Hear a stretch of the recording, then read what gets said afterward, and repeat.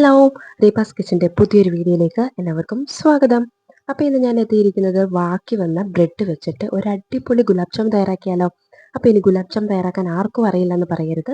വളരെ സിമ്പിളായിട്ട് നമ്മൾ ബ്രെഡ് വെച്ചിട്ടാണ് ഇന്നത്തെ ഗുലാബ് ജാം തയ്യാറാക്കാൻ പോകുന്നത്. അപ്പോൾ എങ്ങനെ തയ്യാറാക്കുന്നത് കണ്ടു നോക്കിയാലോ. ഇതിനു മുമ്പ് പാൽപ്പൊടി വെച്ചിട്ട് തയ്യാറാക്കുന്ന ഒരു ഗുലാബ് ജാമിൻ്റെ വീഡിയോ ഞാൻ മുമ്പ് അപ്ലോഡ് ചെയ്തിട്ടുണ്ട്. കാണാത്തവരുണ്ടെങ്കിൽ കണ്ടു നോക്കാം. ഞാൻ ഇതിനായിട്ട് ഒരു 5ഓളം ബ്രെഡാണ് എടുത്തിരിക്കുന്നത്. ഈ ബ്രെഡിൻ്റെ സൈഡിലുള്ള ബ്രൗൺ കളറൊക്കെ നമുക്കൊന്ന് ചെത്തി മാറ്റി വെക്കാം. അതിനുശേഷം നമ്മൾ ഈ ബ്രെഡ് ഒരു മിക്സിയുടെ ജാറിലേക്ക് ഇട്ട് കൊടുക്കാം. പിന്നെ നമുക്കിത് നന്നായിട്ടൊന്ന് പൊടിച്ചെടുത്തുകൊണ്ട് വരണം.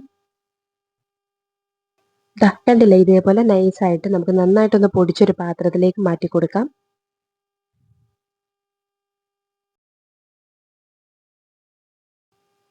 അതിനുശേഷം നമുക്കിനി ഇതിലേക്ക് പാലാണ് ആവശ്യമായിട്ട് വേണ്ടത്.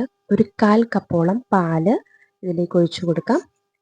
അത് നന്നായിട്ടൊന്ന് കുഴച്ചെടുക്കാം. അപ്പോൾ നിങ്ങൾ പാല് കുറച്ച് ചേർത്തിട്ട് നമുക്കൊരു ചപ്പാത്തി മാവിൻ്റെ പരുവത്തിന് വേണം കുഴച്ചെടുക്കാൻ.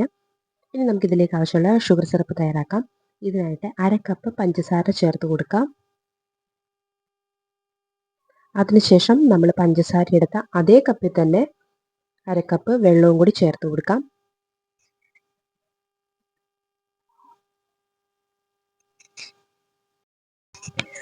വെള്ളവും കൂടി ഒഴിച്ചു കൊടുത്തതിന് ശേഷം നമുക്കിതൊന്ന് തിളയ്ക്കാൻ മാറ്റി വയ്ക്കാം. ഇത് ഒത്തിരി തിളച്ച് വറ്റേണ്ട ആവശ്യമൊന്നുമില്ല. നന്നായിട്ടൊന്ന് പഞ്ചസാരയൊക്കെ ഒന്ന് നന്നായിട്ടൊന്ന് മെൽറ്റായി വന്നാൽ മാത്രം മതി.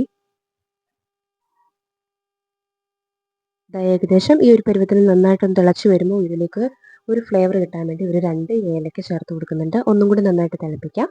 ഈ സമയത്ത് നമ്മൾ നേരത്തെ കുഴച്ച് വെച്ചിരിക്കുന്ന മാവ് ചെറിയ ചെറിയ ബോൾസ് ആക്കിയിട്ട് ഒരു പാത്രത്തിൽ ഉരുട്ടി വെക്കാവുന്നതാണ്. ഇനി നമുക്കിത് ഫ്രൈ ചെയ്തെടുക്കാം. ഒത്തിരി എണ്ണ ചൂടായി പോകാത്ത രീതിയിൽ വേണം നമുക്ക് ഈ ബോൾസ് ഇട്ട് കൊടുക്കാൻ.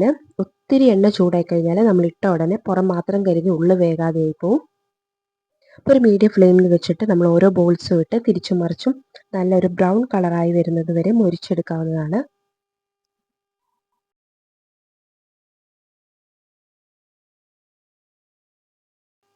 കണ്ടില്ലേ, ഇതേപോലെ നല്ലൊരു ബ്രൗൺ കളറായി വന്നതിന് ശേഷം നമുക്കിത് മാറ്റി വയ്ക്കാം ഒരു പാത്രത്തിലേക്ക്.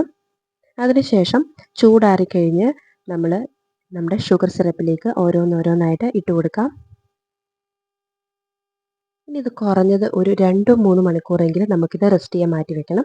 ആ സമയമാകുമ്പോഴേക്കും ഈ ഷുഗർ സിറപ്പ് എല്ലാം കൂടി ഇതിലേക്ക് ഈ ബോൾസിലേക്ക് കയറി കുറച്ചും കൂടി വലുപ്പമൊക്കെ വെച്ച് നല്ല ടേസ്റ്റായി നല്ല സോഫ്റ്റ് ആയിട്ടിരിക്കും. അപ്പോൾ നിങ്ങൾക്ക് ഈ വീഡിയോ ഇഷ്ടപ്പെട്ടെന്ന് വിചാരിക്കുന്നു. ഇഷ്ടപ്പെട്ടാൽ മറ്റുള്ളവർക്ക് ഷെയർ ചെയ്ത് കൊടുക്കാനും പുതിയതായിട്ട് എൻ്റെ ചാനൽ കാണുന്നവരാണെങ്കിൽ സബ്സ്ക്രൈബ് ചെയ്യാതെയും പോകരുത് കേട്ടോ. അപ്പോൾ വളരെ സിമ്പിളായിട്ട് തയ്യാറാക്കാൻ പറ്റിയ ഗുലാബ് ജാമിൻ്റെ റെസിപ്പിയാണിത്. ഇഷ്ടപ്പെട്ടെന്ന് വിചാരിക്കുന്നു. മറ്റു നല്ലൊരു അടിപൊളി റെസിപ്പിയുമായിട്ട് വരാം. അതുവരേക്കും ബായ്.